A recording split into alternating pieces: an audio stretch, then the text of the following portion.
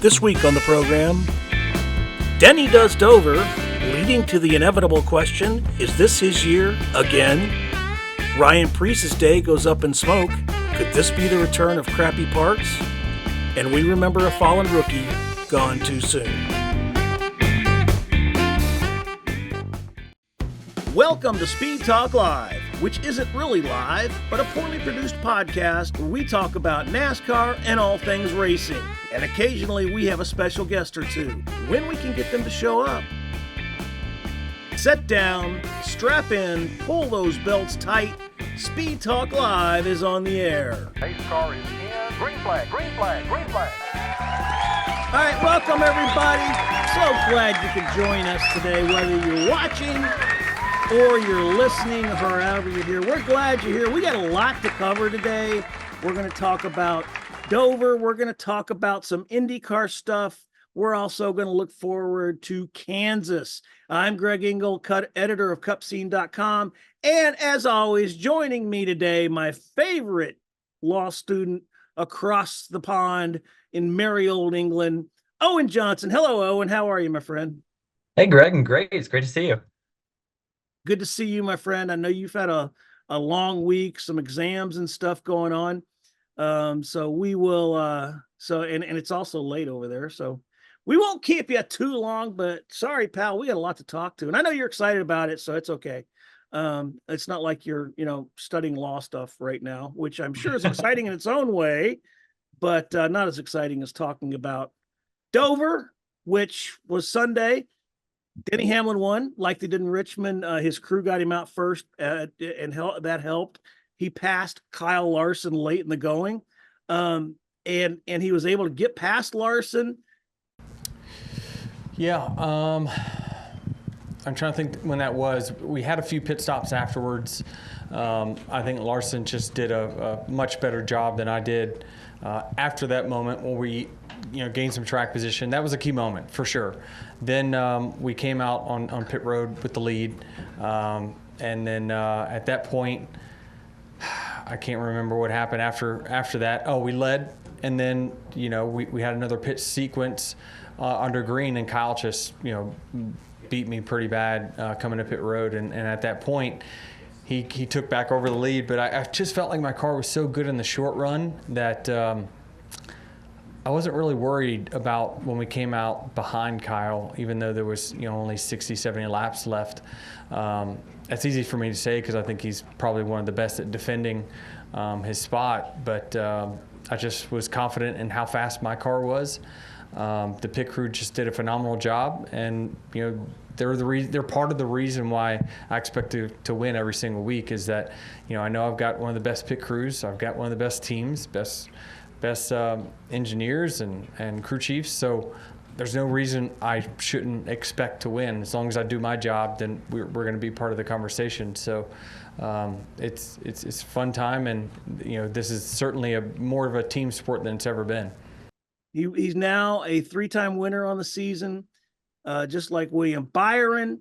And the thing is that starts the conversation that happens every year when Hamlin starts winning, as that, and that is, can he win a title? I mean, it's his third win in 10 races. So does this mean this could be Denny Hamlin's year? So let's examine that. Hamlin he's off to one of his best starts of the year. He's had a 2-decade career. 3 wins for Joe Gibbs Racing this year so far, like we mentioned in the first 10 races of the year. We can't forget he won the Clash, which doesn't carry any points, but technically that makes it 4 wins for the season. This was his 54th career win. And by the way, he predicted it on his own podcast, Babe Ruth style, which I thought was fantastic. He also did it back in, I believe it was 2020. Back then he kind of predicted, and I forget where the race was, but he did that. Brad Keselowski won the 2012 championship, and he only has 3 top 5 finishes since then, and he's been winless since 2021. And in that, Hamlin also has 3 Daytona victories to none for Keselowski. Kenseth only won 1 race when he won his Cup championship. But he's won 39 career races. And of course, Dale Jarrett won 4 of his 32 career races in his 1999 championship season. Labonte brothers, Terry Labonte won 22 times in an era where Slow and Steady won the championship race. If you guys remember that, it used to be there was no playoffs. They just did the points all year, and you could actually lock up the title a couple races before. So I wonder, with Hamlin would trade careers with like Martin Truex Jr., who's a 2017 champion, or maybe 2022 champ Ryan Blaney. I mean, they both have titles, but less wins. So he's 43. Junior Johnson and him are the only drivers in the 50 Cup win club without a championship. He's tied now Lee Petty for 12th on the career wins list. Only Kyle Busch and recently retired Kevin Harvick are ahead of him. So, can Hamlin finally win the title this year, or is he happy just winning races? Yeah, I mean, listen, I know that I'm a championship caliber driver. I'll just say it. I think there's been worse drivers win a championship than me. I just feel that way just because of things that have worked out. But it's different. You know, find one driver saying that championships are the same today as they were 10 years ago. That's just not. You know, I care about wins and winning every single week, because in the end, I absolutely would take 60-some wins and no championship over 20 and 1. It's just not even close. So I just think that it's fun to be able to do it. And when you can do it against someone that you really consider a big challenger, and Kyle Larson, I mean, he's a champion, not a challenger, right? I'm probably the challenger. I think that it certainly, helps your ego a little bit. Chris Capehart thinks they are again a championship caliber team. Well, in today's NASCAR racing, to win a race at the Cup level, you have to have it all, and you have to have it all nearly every lap of it.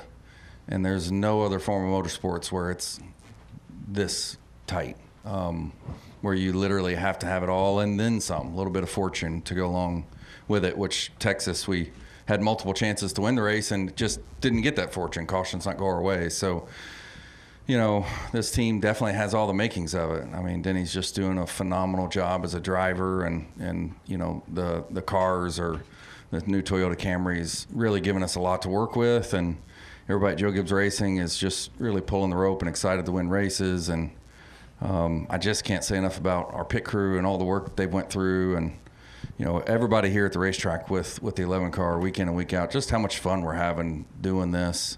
And that's what it takes. So, that's what it takes to win races, and winning races wins championships. And really, that's all the 11's focused on, is winning races. So Denny Hamlin, will he win the Cup this year?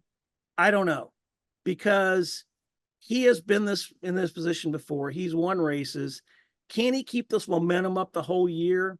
We'll see. I'm certainly not putting a fork in this cake. It ain't done yet, because there's a long season, and what's going on right now may not necessarily be that way, for the rest of the year. What's your take on this, Owen? Well, I think we talk about calling a shot. He called a shot at Dover, but he also called a shot last year, said he was going to win a championship last year, and that didn't work out. So I think he's got what it takes, but it's a product of the system. It's a difficult system to win a championship. That's the product of the playoffs. It brings it down to the last race, and Hamlin just needs to be there. He wasn't in the championship 4 last year. He needs to perform in the playoffs, and that's what it comes down to. That's how Jimmy Johnson got his 7 championships, was being good when it matters. I don't think Hamlin is ever going to be disappointed with the career that he's had, and I wouldn't trade it with anyone else to have those wins.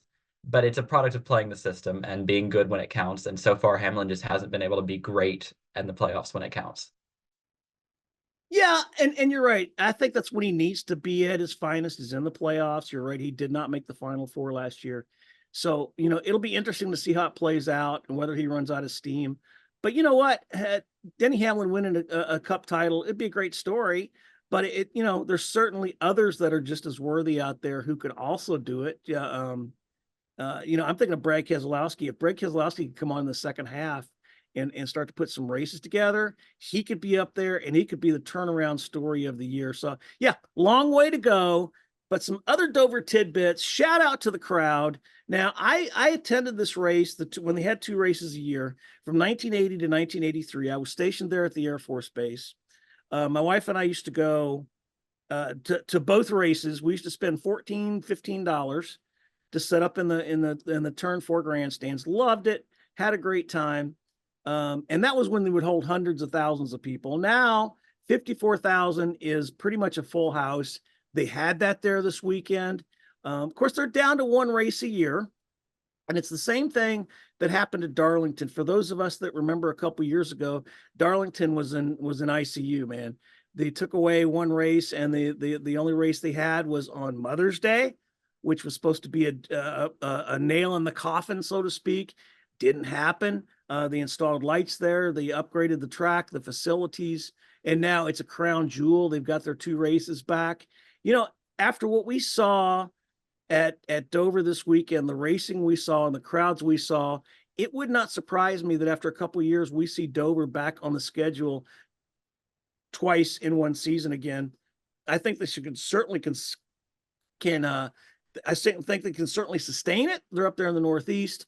Get a lot of people from New York, New Jersey, those areas that can come down there who may not necessarily want to go to Pocono in the middle of the summer. So we'll see. We got another year to wait. The other story that I liked that come out of there was Carson Quatful nearly winning the what I thought was one of the best Xfinity races of the year. There was a 3-wide battle with Carson there at the end. He wasn't afraid to stick his nose in it, and I believe that was like his second Xfinity start. Yes. Yeah. So that to me, that guy's a future star. And we got to keep an eye out for him because I think we're going to see him soon. And I think you agree with me, Owen. Oh, definitely. I saw him run his first start at Martinsville. I think he finished top 5 there, either top 5 or just outside. And Dale Jr. came up after the race and was so proud of his driver, said he's the next great talent. I see it. If he can almost win at Dover, hold off on restarts, he kind of lost out on the restarts. But that's just experience. That's just his second race ever. To nearly win a race is really incredible at the highest this level. I thought it was great. I thought the Xfinity race, I mean, the Sunday race was great. I wanted to see Kyle Larson, catch him, get closer to Hamlin at the end, but he just couldn't. But I thought both races this weekend were great, and a lot to see. So let's see what happens next year. But you know what? We got to talk some IndyCar, because we had the Indy scandal going into the Barber Motorsports Park race. Now, Barber Motorsports Park, if you don't know, this is kind of a weird thing because it's a beautiful facility in Alabama, and it's not to take away from Alabama. It's just the first time I heard IndyCar was going to go there to race the Grand Prix of Alabama. You got to chuckle at that, but it's a great race, great facility. They came in there. Team Penske, Joseph Newgarden had his win from St. Pete stripped because they used the push to pass button. And Scott McLaughlin also lost his, I believe he was on the podium there. Second place, he lost that. So coming into Barber Motorsports Park, Joseph Newgarden finally faced the media on Friday. Look at the cupscene.com YouTube. I put that entire news conference up there. It's on our YouTube channel, so you can go watch that. He apologized. Whether it was enough, I think this is a debate that can go on and on and on. Because, did you accept his apology? Did you not? I don't know. But one thing I can tell you is that Scott McLaughlin went out, won the pole, and won the race. And Will Power was second. Will Power was fined, but not disqualified from the St. Pete race. So, kudos to them. I think that's a great way to silence that. The big thing I have is IndyCar waited so long to come out with this. This happened in St. Pete, and IndyCar didn't find it until Long Beach, and that's when they reacted. I really thought that was kind of strange, and I'm not going to lie, an epic fail on IndyCar's part to not to find that sooner and to put it to bed. And we can't we can't finish without talking about the other IndyCar news. That was McLaren dropping David Malukas. And you brought this up, Owen, without him ever racing in the car. He injured his wrist before the season. And this week, McLaren dropped him before he even made a start. Right. And he was at the track at Barber, working on the cars, preparing tires, being part of the team as much as he could. But there's a clause in his contract that says if he's out of the race, out of the car for 4 successive races, they can drop him. And he was. Through an injury that's no fault of his own. He never got to start in that car. But we're coming into the Indy 500. The month of May is massive for IndyCar. McLaren said we need more performance. Now, McLaren, interestingly enough, has said that, or their team boss has said that none of the drivers outside the top 20 bring any value to IndyCar. None of their cars finished in the top 20 at Barber. Just an interesting side note for McLaren.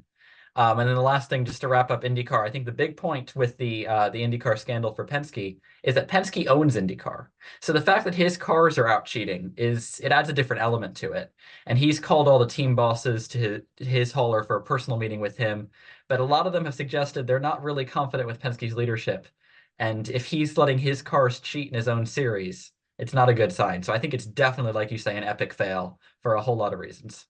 And, Roger Penske is one of the most respected men in the world, not just motorsports, not just business, but most of in the world. I've met him. I've talked to him on a couple of occasions. He is a fantastic human being. I don't think he knew about what was going on. And I think he's going to unfortunately bear the brunt of it because his lifelong dream was to own Indianapolis Motor Speedway. He's got that now. And it would be a shame to have to see because of this scandal, for him to fall from grace and lose that because I don't know. But again, I don't work in IndyCar. I'm not a team owner in IndyCar. So whatever they decide is going to be whatever they decide. Okay. We cannot leave Barber Motorsports Park without remembering a rookie gone too soon. Last summer, George Barber instructed track workers to hang a mannequin he named Georgina off the pedestrian bridge that crosses the track near turn 8. He told them to put her right over the middle of the track.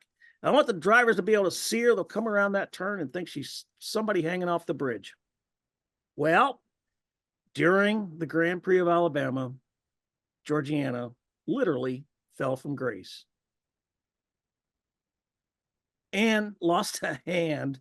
Now they had fun with it. They didn't call a caution. I really thought they were going to call a caution when here's this human being looking thing. I couldn't imagine a race car driver coming down there at full speed and seeing something that looks like a human being falling down from the bridge. But the drivers knew she was there. So they knew it was a mannequin and people were telling them. So that was all good. They brought her minus the hand into the media center. Scott McLaughlin posed with her, had a lot of fun with it. But that was one of those odd things that is away from the racing that you don't see. It kind of harkens back to a couple of years ago at Chicagoland Speedway when there was an orange juice company that blew up a big balloon of an orange out over I believe it was turn 2. And a gust of wind came through during a thunderstorm and blew this thing onto the track. It wasn't during the race. But they had track workers out there chasing this huge orange ball down the track and trying to get. So it reminded me of that. Just rant and rave like you do to the TV during sport. All right, let's talk about some rants. So this week, of course, the Hamlin haters were talking about, the fact that their driver didn't win. It was Denny Hamlin. He cheated, which he didn't, of course. But they were talking about the term aero blocking, and suddenly that was trending on Twitter. You would see it everywhere, and people were talking about, oh my God, it's aero blocking, and it's the next gen car. NASCAR is going to die, and I'm never going to watch a race again. And because now they can aero block, and that's why cars can't pass. So the facts is this: it's always been called mirror blocking, which is part of racing. You put your race car in front of somebody else trying to pass you. And as long as you don't come down and cut them off, which some people have done that, and it's ended up very tragically for them. But when you come down and block a car, hey, guess what? That's part of racing. That's what you do. It's part of the, the blocking of the cars. But there may be, with these cars, when the aero does get upset like that, there may be something to be had about this, but it's still mirror blocking. Listen to what Kyle Busch said on Saturday. The biggest struggle with this car is you can use it more as a defense tool of air blocking and everything else of the guys behind you than being able to go out in front of you and pass the guy in front of you. Like we've seen it at the 1.5 miles even, which we all would probably agree are one of our best racetracks or best shows that we have. But you can literally be catching the guy in front of you and him just start mirror driving and putting his car where you are and not even worrying about where he needs to go forward to pass the guy that's in front of him. So the truth is, clean air has been king for many, many years. So is mirror driving. And even this week, NASCAR Vice President of Competition, Elton Sawyer, said on Sirius XM that nothing's changed. As it always has. It's just the same as it ever was. It's just the terms are different and there's no reason to react. So don't look for NASCAR to react to that. But Owen, you brought up another point about Kyle Larson. Yeah, Larson in his post-race interview talked about the virtual mirror as a problem. So one thing that's new with the next-gen cars is they have a virtual mirror, like a lot of other racing series, where the driver can look, in addition to the physical mirror up on the roof of the car, he can look next to him and see a bigger perspective of the car behind him. Now, I don't think that's going to make much difference. You already have a physical mirror. You already have your spotter. I can't imagine you're looking and studying the line behind you that much, and more than you would through a physical mirror through your spotter. But I think Larson's going to be unhappy as the runner-up anyway. So I don't think there's too much to read into that, but that is another change to consider with the next-gen car compared to the last generation. And, it's something I always said. When you talk to a driver, as soon as they get out of the car, as soon as the race is over, their adrenaline's still flowing, they're upset or they're happy, depending on where they finished. And you're always going to get a different answer. I'm sure if you talk to Kyle Larson today, he may have a little different answer on that. And he's probably done some blocking in the past like that. But here's the whole point of this. It's something every week. Okay. It's like the flavor of the week. At Dega, it was what? Fuel saving. Before that, it was, what was it at Richmond? The new short track package. The new short track package, which is a definite, okay, that's something going on there. But my point is this. It's something every week that people are going to complain about. If your driver doesn't win, you're going to be a little biased and you're going to say, oh, it's because of this. It's because of the next gen car.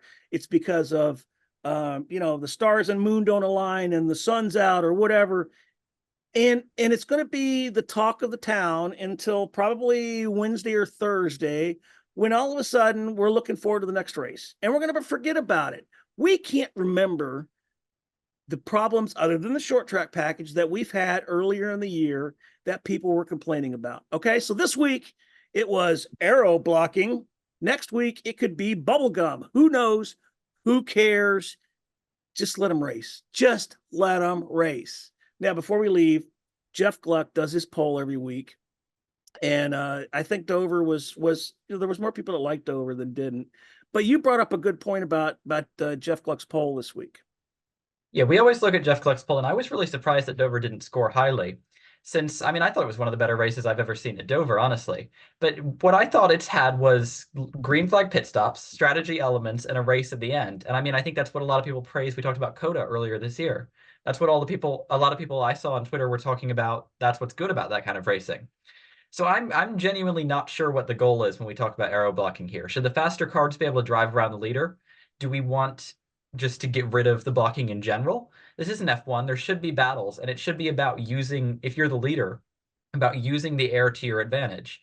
And I talked to Tyler Reddick when we were talking about the short track package at Martinsville, and he told me, there's no fixing it. As long as we're racing with gravity and with air, there will always be aero blocking, and it will always be an element with these cars. So it's just taking it and using it to your advantage. I think especially how quickly we forget the previous generation with the big complaints on, especially the 1.5 miles we're going next week, of air blocking. It's always been a problem. It's always been something the drivers have had to interact with, have to engage with, and it put on a compelling show. So I don't think there's any reason to complain about the finish we saw at Dover. Larson was able to get within a quarter second at the finish. It put on a good finish. If we'd had a few more laps, I think Larson would have been able to get by him, but Hamilton put on a masterful show. And I'm not just saying that because I picked him to win, although I have to bring that up too. Oh yeah, yeah. Well, I forgot to highlight that he was your pick last week to win, and he scored on that. So kudos to you. Extra cup of tea and some biscuits, which is what they call It's cookies. so rare I have to highlight it. No, you're very good. You studied and you did very well. Something that wasn't talked about this weekend too much that should have been talked about was Ryan Preece, and he had to drop out after about 60 laps because he had smoke filling his car. There was problems with maybe the foam on the car catching fire. And this kind of got me thinking because after the next gen car made its debut, a bunch of Fords suffered issues with a safety foam lining, the side panels catching fire. Logano and Briscoe had it happen at the Indy Road Course in 2022. Of course, they made contact, but it still happened. But it came to a head at Darlington in September 2022.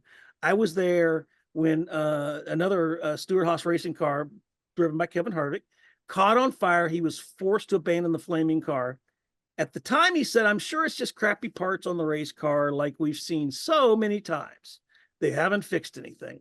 Well, NASCAR reacted to that and made several rule changes prior to the following race at Kansas, hoping to address the issues. There were no further reports of the form catching fire and until Sunday. So that had me a little worried. I had a chance to talk to crew chief for the number 10 Stewart-Haas Racing Ford, driven by Noah Gragson, Drew Blickensderfer. Drew, I'm sorry, I always screw up your name. So I talked to Drew today, and he actually told me and explained that the issue wasn't crappy parts after all. Sunday, Ryan Preece had the fire, had smoke in the car. They had to park it. And obviously it's not your car, but you're on the same team. I'm wondering, we had the issues with the smoke in the cars and the fire. And we think back to when Kevin had the incident at Darlington, and he was blaming it on crappy parts. Do you think what happened Sunday? First off, have you heard what happened Sunday? Did they actually find out? Yeah. Okay. Yes, I have. And two, do you think it's indicative that maybe the problems are resurfacing, because that was Ford's that was happening to earlier on, and we haven't had them in a while, and now it's back. Yeah, knock on wood. That was self-inflicted. That was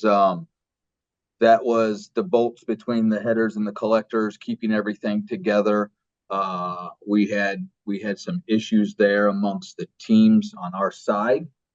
They were not installed correctly, and it was allowing the collectors to come disattached from the headers, kind of fall on that rocker box and cause an issue. So it was a self-inflicted error that a little change in process that someone didn't catch, and it was close to happening on all of our cars, to be honest with you. So they were unfortunately the victim of it.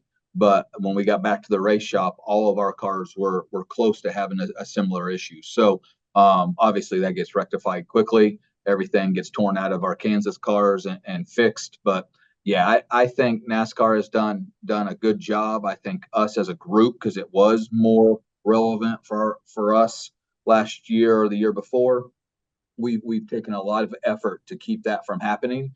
And knock on wood, I think we're in a good spot with that. We have to make sure we clean up our end to make sure the parts are installed correctly.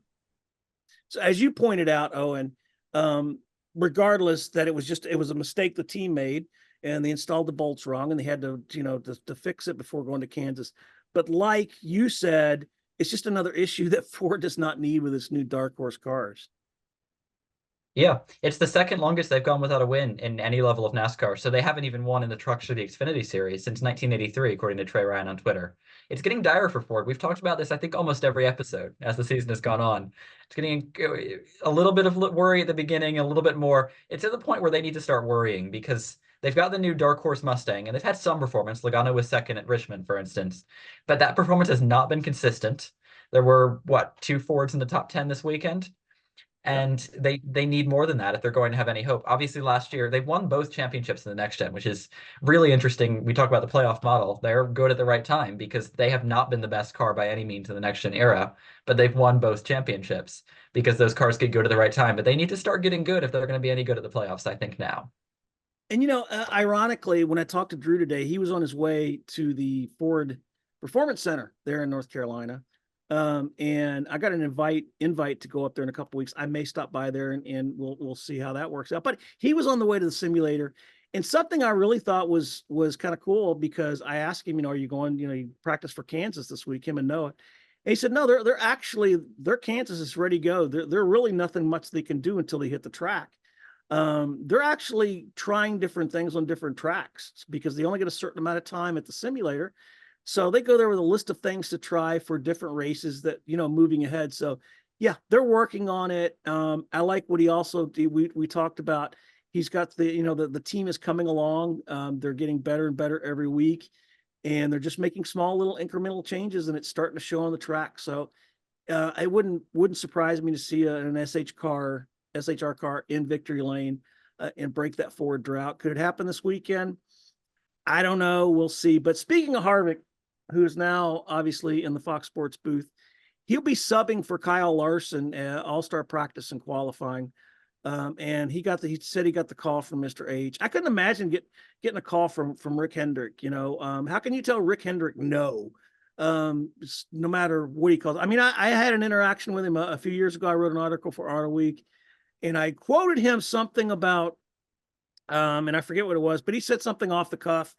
But he said it, so I wrote it and got a call from Jesse Essex, who's one of the best PR people in the world in the business, and said, wondered if we could maybe tone that down a little bit. So, of course, I did, because it didn't change the story at all. So yeah, when Mr. H calls, you listen, and when he asks you to come mow his grass, you'll come mow his grass. So we'll see. But so Kevin Harvick will be in All-Star practice and qualifying for Larson at North Wilkesboro. I'll be there. I'm looking forward to the second straight year of going to the All-Star race there. Fantastic last year. Looking forward to that this year. Of course, Kyle's going to be doing the double, and I'll be at Charlotte for that. So it's looking forward to that. Looking to see that. But were you surprised that Kevin Harvick got the call? I was a little bit surprised. I mean, especially considering Harvick's a longtime Ford driver, really no affiliation with Hendrick. So I'm surprised that Hendrick didn't get one of the younger drivers in his pipeline. Sorry, like Roger Carruth, who's really performed well in the Truck Series, got that win, or another Chevy driver like Shane Van Gisbergen, who's not going to be racing in the All-Star race at all, despite qualifying for it with a win at Chicago. So, I mean, I get putting Harvick in the car. He's an experienced veteran in the next-gen car. He's probably the most experienced driver you can get with this new car. But I think it's a missed opportunity to let one of your young stars shine. I can't imagine Harvick's going to be able to do that much in a car that he is not set up for him, probably set up for a different driver. I wonder how much he'll be able to do. So we'll see. But I'm really interested to see what Larson can do in an Indy car, the Indy 500. Yeah, I'm looking forward to that. That's going to be fantastic. Kurt Busch was the last one to do it, and I can't imagine not watching the Indy 500 at Charlotte Motor Speedway, which is where we usually watch it. We have kind of a watch party. But I remember Kurt Busch, and he ran as high as sixth, and just fantastic race. So I think Larson's definitely got the potential not to win it. That would be great, but I think he has a potential to do really, really well there. So we'll look forward to that. And I agree with you. I'm kind of scratching my head over that, but I wonder if this would have been a points race, or at a bigger track. I mean, North Wilkesboro's not that big, so I'm wondering if maybe if it would have been a bigger track, or if it would have been a points race, if maybe we would have seen somebody else in there. But it's also good Almost PR, more reason right? not to put someone in if it's not a points race, don't you think? Yeah, There's I no mean, harm in it. I don't but know. we're not Mr. Hendrick, right? I mean, Fair. he can freaking do what he wants. So we'll see. All right, another note. Daniel Suarez got his U.S. citizenship this week, so great for him. Welcome to the family. He's self-taught in English. I don't know if you knew that. His English, he taught himself. They highlighted that on the first NASCAR documentary they did on NBC a couple of years back. Oh yeah, well, I knew that without watching the documentary, but yeah. Wow. I remember when he won his Xfinity championship, and he told me that. And his English has got, good for him. I'm really happy, and like I said, he's success and great. So let's look forward now to Kansas, where we're gonna have cliches. It's not Vegas. It's not gonna be as bad as it was at Vegas. But we're still gonna hear some Toto and all that yellow brick road crap. But the defending winner, Denny Hamlin, Owen Johnson's guy, who he picked last week. I am going to go with Truex, who was third at Dover. He looked good the last few races this season. He swept the 2 Kansas races in 2017, but lost a tire and crashed out there in the fall. So he has a little bit of confidence going into Kansas. Yeah, for sure. I felt really good about our car there last year, and it didn't last very long with the tire issues. So, Kansas is a really fun racetrack. It's a place where you can move around, tires wear out, it gets slippery. It's a fun place to race, and at the same time, I think it's a real measuring stick of your cars and where you're at. It takes everything to get around there. You got to have horsepower, downforce, a good setup with a lot of tire grip and things like that. So it's a big challenge, and usually the guys that have the fastest cars are up front there. So hopefully we'll be one of those guys, because it seems like our Camrys have been really strong this year. All right, speaking of Truex, Owen, you wanted to make a point. Yeah, talking about Truex, let's talk about Ryan Truex, who's Martin's younger brother. He won the Xfinity race at Dover. That's 2 years in a row now that Ryan Truex has won the Xfinity race. I think it's time he has a full-time ride. He ran 8 races last year, mixed schedule with a couple of teams, mostly JGR. But he's proven that he can not only win, but he can back it up. I want to see him driving more than 8 races. I think he deserves it. He clearly has the talent. And it doesn't matter if it's Xfinity. I would like to see him in a Cup car at some point, but I think he has some of that talent of his older brother. I'd like to see him run a full season, get more experience in the car, because he clearly can do it. But talking about Kansas, my pick has to be, he got me the win this week. It's got to be Denny Hamlin again, and I'm going to go with the stats on this one. He hasn't finished outside the top 5 once in the last 5 races at Kansas, and obviously he carries some momentum from Dover. So I think Hamlin's going to do it for me 2 weeks in a row. Yeah, so there you go. I'm picking Truex. We're still sticking with the JGR team. We're not mentioning a Ford, but we don't have to worry about him catching on fire. So there's that. And speaking of Ryan Truex, by the way, his hair is fabulous. That's one reason I want to see him in a Cup car. His hair is fabulous. Good looking kid. Yeah, I'd like to see him in Cup too. So, all right, there you go. Owen's picking Denny. I'm picking Martin. Who are you going to pick? I don't know. Leave us a comment down below. Let me know who you're going to pick. Owen, I appreciate your time, my friend. Great as always. I'm glad finals are over. Hopefully you can get a little time to relax this coming week. Always great to be on. Not quite over, about halfway done, but we're making progress. There you go. All right, my favorite law student. Thank you, my friend. I appreciate it. Thank you. Make sure you subscribe. If you have any comments, anything you need from us, you want something to discuss, you have a question after the race, put it in the comment below. Or my DMs are open at Cup Scene on Twitter. Let us know there. We appreciate it. We will see y'all next week. Have fun at Kansas. We'll talk to you next time. Peace out, everybody. Thanks for listening to Speed Talk Live. For questions or just to tell us how bad our production is or to leave other feedback, leave us a comment below. For all the latest NASCAR news, visit www.cupscene.com. Until next time, peace out and let's go racing.